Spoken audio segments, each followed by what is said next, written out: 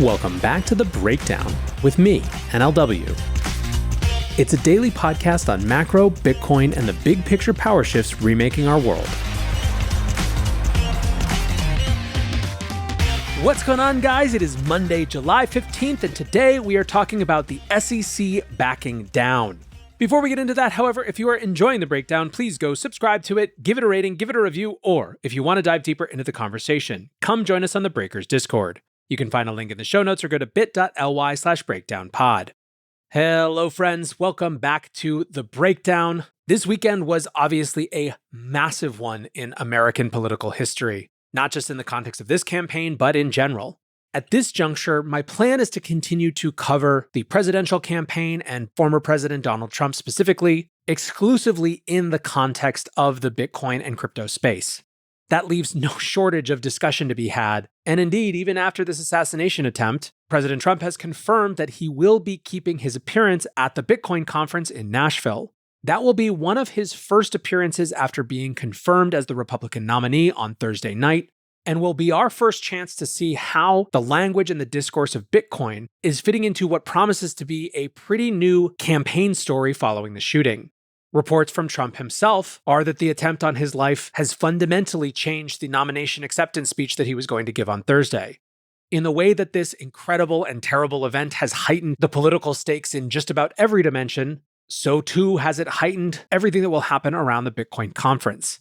It seems likely to me that throughout the week and leading up to that event, there will be more context for discussion of Bitcoin in both the Trump campaign and in the presidential election more broadly. For now, though, we are going to wish President Trump a very speedy recovery, be very grateful that the outcome of this horrific event wasn't different from what it was, and turn our particular attention today to an extremely notable event in crypto politics from the end of last week, which was the SEC dropping its investigation into Stacks. Hero Systems, formerly known as Blockstack, had been the subject of an SEC investigation for the last 3 years. Hero is, of course, the developer of Bitcoin Layer 2 Stacks and raised $70 million from token sales between 2017 and 2019. This is the third SEC investigation that has been formally closed over the past month. Other investigations related to Consensus and Ethereum 2.0, as well as Paxos and the BUSD stablecoin.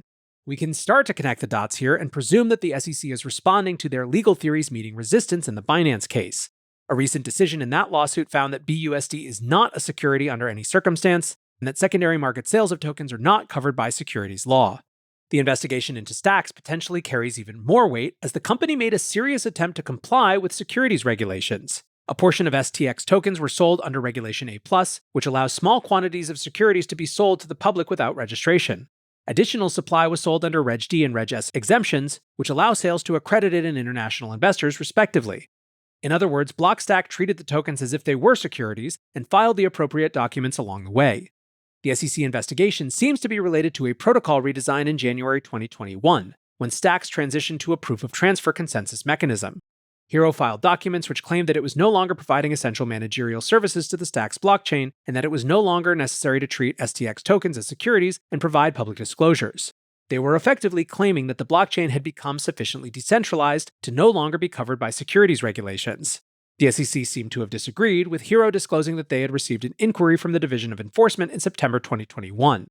While we don't have all that much information yet, this news does seem to demonstrate some viable pathway from ICO to sufficient decentralization while sticking to regulations. Stacks was one of the few ICOs to take this route before token projects just decided to avoid the US jurisdiction entirely. The SEC doesn't provide extensive comments after an investigation is closed, so we don't know for sure exactly how they made their decision. Still, this seems to validate the idea that regulatory compliance is possible. The other side of that point, however, is that regulatory compliance was anything but smooth for Stacks. They filed all the right paperwork and the token still came under investigation. Muneeb, the co-creator of Stacks, said, "We're pleased that the SEC dropped the investigation after this time and effort. This is the best outcome a company in our industry could ask for, but the US can do better. We need a regulatory system that meets builders of innovative open protocols where they are. We'll continue working with policymakers and developers to help make this happen. The closing of the Stacks investigation gives us hope for a bright future for decentralized technologies for Bitcoin and the next generation internet." Tommy Shaughnessy, the founder of Delphi Ventures, commented on how unnecessary all of the legal work ended up being, tweeting, "Zooming out in aggregate, I always wonder how much more innovation we would have. Projects spent their SEC defense time and money on innovation instead. It's a shame. Glad the tides are turning." Julie Fredrickson put an even finer point on this sentiment. She wrote, "The energy, time, and money that regulated and compliant crypto companies have had wasted by the SEC is criminal. Stacks was the project that, quote, came in and registered, and their reward was a 3-year investigation? Is this really how we want to treat emerging industries?" Still, by and large, people are enthusiastic. Coinbase Chief Legal Officer Paul Grewal writes, "Let's hope that what is plainly a retreat signals the SEC is ready to start acting in good faith and actually working with the industry it claims to engage, rather than just handing out Wells notices like candy." Now, there is another crypto legal case that I wanted to comment on as well.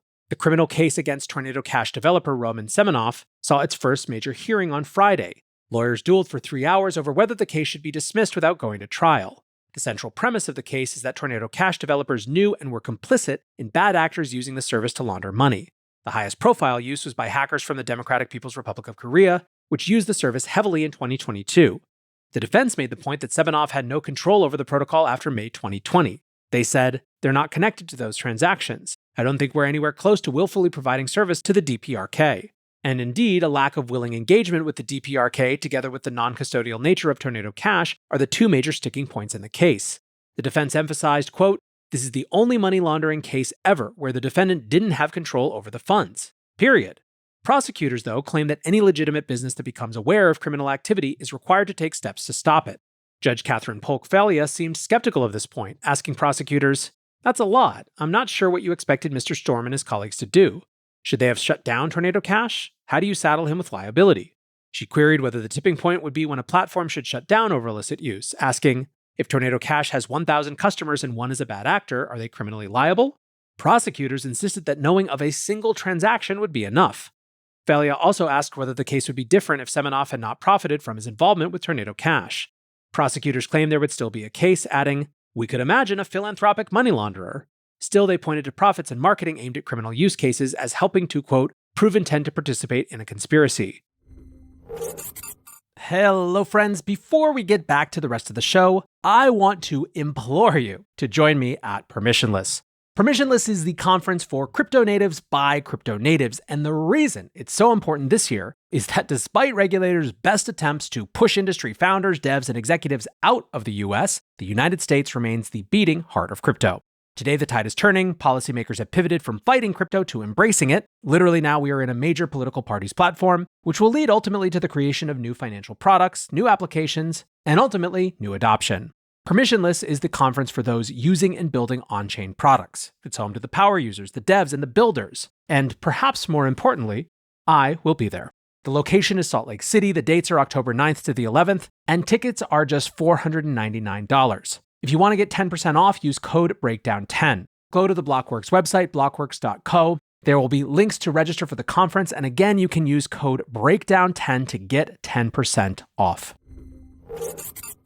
The DOJ seems to be accepting that a willingness to collaborate with DPRK hackers is central to the charges. No evidence has been presented of communications with the hackers, meaning the entire case rests on whether offering an unstoppable service to the entire world implies willing collaboration and how it ends up being used. Integrating these arguments, Falia drew the comparison with messaging platform WhatsApp. She noted that because the service is encrypted, WhatsApp, quote, must know of its popularity with criminals. However, she put to prosecutors, "I don't see you charging WhatsApp." They responded that due to the encryption, WhatsApp is not able to separate illicit use from legal but private communications. Falia countered by stating that the Attorney General could simply write to WhatsApp and inform them of the illicit use. By the DOJ's stated logic, this would force the service to be shut down. Prosecutors eventually landed on the point that communication via WhatsApp is protected by the First Amendment, but it is, quote, certainly constitutional for the government to place limitations on financial institutions.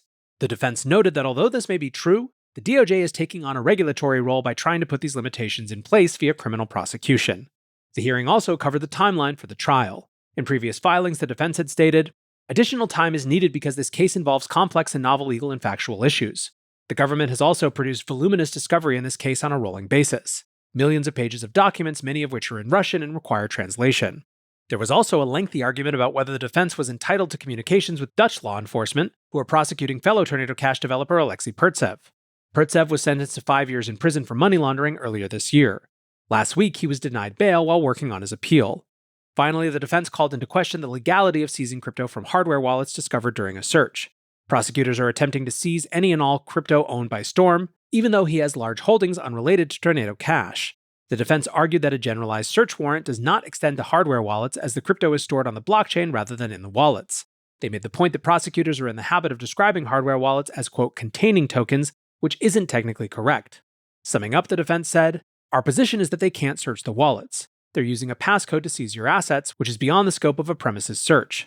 Similar to her work on the SEC versus Coinbase lawsuit, what really stood out was Judge Falia's command of the key legal, technical, and social issues inherent in crypto cases like this. At one stage, she pointed out that Tornado Cash developers had limited options due to the service being operated via an immutable smart contract.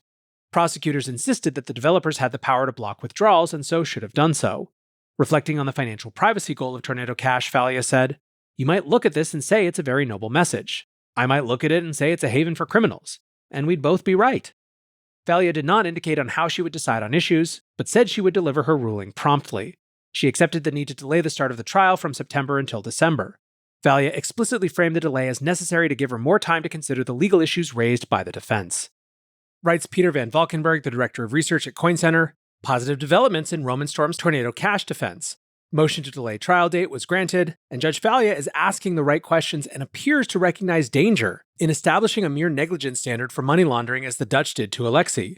If we treat the Tornado Cash software as speech, which we should, then this kind of subjective moral ambiguity is exactly why our First Amendment jurisprudence abhors content and viewpoint discrimination.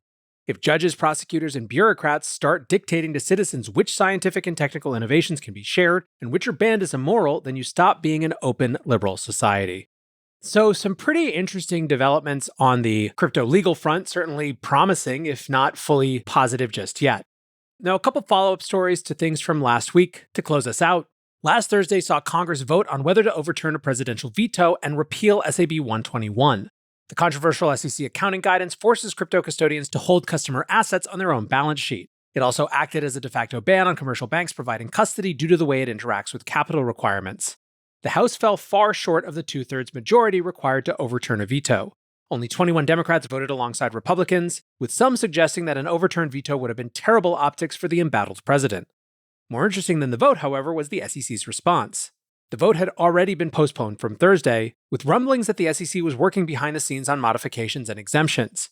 According to Bloomberg Tax, SEC staff have begun to deliver tailored guidance dealing with individual custodians. It appears that certain firms will be exempted from the guidance as long as they can satisfy SEC staff that customer assets are protected from bankruptcy.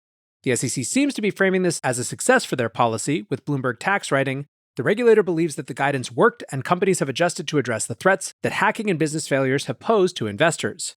We don't know exactly who has received the exemptions at this stage, but it sounds as though they were handed out liberally. One SEC source told The Block, "Anyone who demonstrates the ability to answer the questions raised by the SAB and has the technology and practices and procedures in place can come in and receive this no-objection guidance from our accounting staff. That is available to any entity that would want to be providing crypto asset safeguarding services." Earlier in the week, Democrat lawmaker Maxine Waters had said that a special interest group representing large custody banks had engaged on the issues. Crypto policy expert Zach Wong weighed in on this method of bespoke exemptions in a long thread, writing, "The right way to regulate is to conduct open and transparent rulemaking with fulsome good faith analysis. This SEC has chosen a different path and prefers to work with allies to give one-off approvals behind closed doors." His larger objection, however, is that the SEC simply has no place dabbling in regulating banks, adding, "That is the domain of the bank regulators, who set and evaluate capital ratios, supervise business practices, and prescribe best practices. What the SEC is now doing, according to the chair's own leak, is prudential regulation of banks. It is appropriate for the SEC and should be deeply offensive to its sister regulators like the Fed, the FDIC, and the OCC. But this is so typical of this SEC, especially when it comes to crypto. This is yet another example of the unrestrained, ineffective, and arrogant attitude of this SEC. Lastly today, Bitcoin price is back up, coming in at a 2-week high above 63,000, and one of the things that people are pointing to is the end of German government selling. Over the past month, the Germans have managed to liquidate around $50,000 worth of Bitcoin worth more than $3 billion. The bulk of the selling happened last week as the pace really ramped up. Around 40,000 Bitcoin were sold off during the final 5 days. On Friday afternoon, the German government finally ran out of coins, removing a large and very public overhang from the market. We still don't have a good idea of why the Germans felt the need to liquidate so quickly, but this bout of selling was a massive stress test for the market. It seems there was enough liquidity to absorb more than $2 billion in selling pressure last week without significantly impacting price. So friends, that is where we will wrap today. I'm sure it is going to be a very interesting week. Can't wait to get into all of it with you, and of course appreciate you listening as always. Until next time, be safe and take care of each other. Peace.